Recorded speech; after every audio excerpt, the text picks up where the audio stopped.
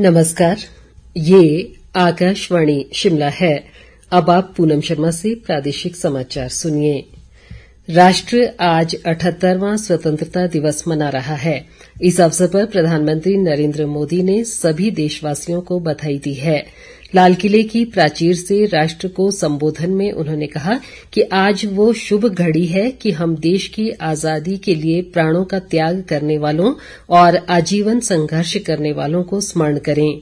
प्रधानमंत्री ने कहा कि इस वर्ष प्राकृतिक आपदा के कारण हम सभी की चिंता बढ़ी है और अनेक लोगों ने अपने परिजन खोए हैं। उन्होंने कहा कि राष्ट्र रक्षा और राष्ट्र निर्माण करने वाले किसानों, जवानों, युवाओं, माता बहनों, शोषित और वंचित वर्ग के लोगों की देश के प्रति निष्ठा विश्व के लिए प्रेरणा है। प्रधानमंत्री ने कहा कि देश के 140 करोड़ नागरिक कंधे से कंधा मिलाकर एक संकल्प लेकर चलें तो हर चुनौती को पार कर देश को 2047 तक विकसित बना सकते हैं। उन्होंने कहा कि देश के कायाकल्प का सबसे बड़ा लाभ देश के वंचित वर्ग तक पहुंचा है। इसके अलावा देश का सर्वांगीण विकास सरकार की नीतियों और कार्यक्रमों के केंद्र में रहा है।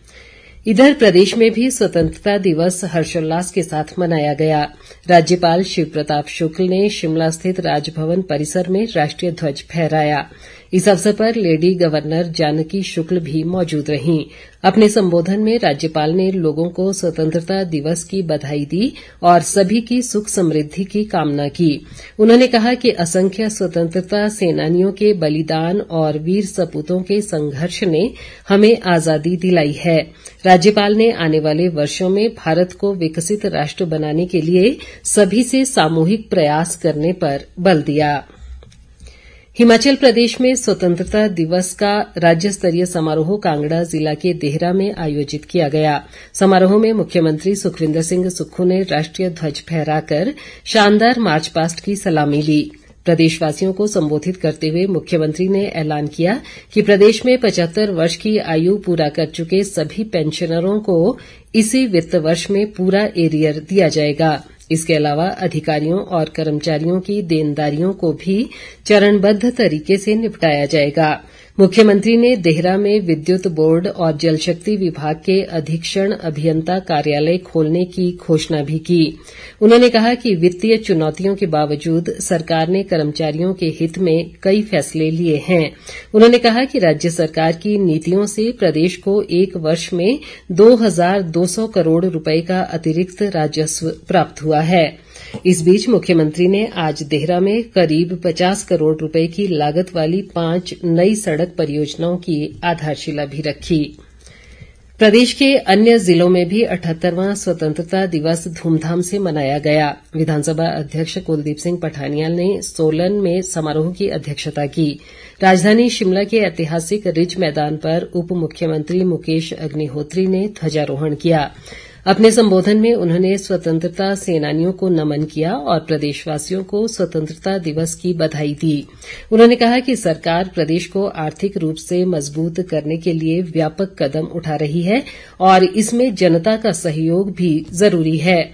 स्वास्थ्य मंत्री धनीराम शांडिल ने हमीरपुर, कृषि मंत्री चंद्र कुमार ने ऊना, उद्योग मंत्री हर्षवर्धन चौहान ने केलंग, जबकि राजस्व व बागवानी मंत्री जगत सिंह नेगी ने रिकांगपिओ में स्वतंत्रता दिवस समारोह की अध्यक्षता की। शिक्षा मंत्री रोहित ठाकुर ने चंबा, ग्रामीण विकास मंत्री अनिरुद्ध सिंह ने नाहन, लोक निर्माण मंत्री विक्रमादित्य सिंह ने कुल्लू, तकनीकी शिक्षा मंत्री राजेश धर्माणी ने मंडी और आयुष मंत्री यादवेंद्र गोमा ने बिलासपुर में स्वतंत्रता दिवस के मौके पर राष्ट्रीय ध्वज फहराया। स्वतंत्रता दिवस के मौके पर विपक्ष के नेता व पूर्व मुख्यमंत्री जयराम ठाकुर और प्रदेश भाजपा अध्यक्ष राजीव बिंदल ने शिमला स्थित पार्टी मुख्यालय में ध्वजारोहण किया। इस अवसर पर जयराम ठाकुर ने लाल किले की प्राचीर से 11वीं बार तिरंगा झंडा फहराए जाने के लिए प्रधानमंत्री नरेंद्र मोदी को बधाई दी।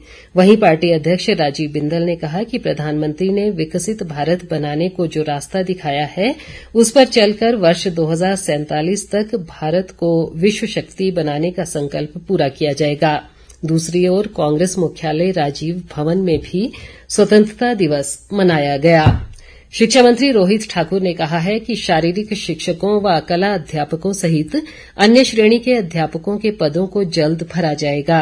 चंबा में एक स्वयंसेवी संस्था के रक्तदान शिविर के शुभारंभ पर उन्होंने कहा कि शिक्षा विभाग द्वारा रिक्त पदों को भरने की प्रक्रिया जारी है।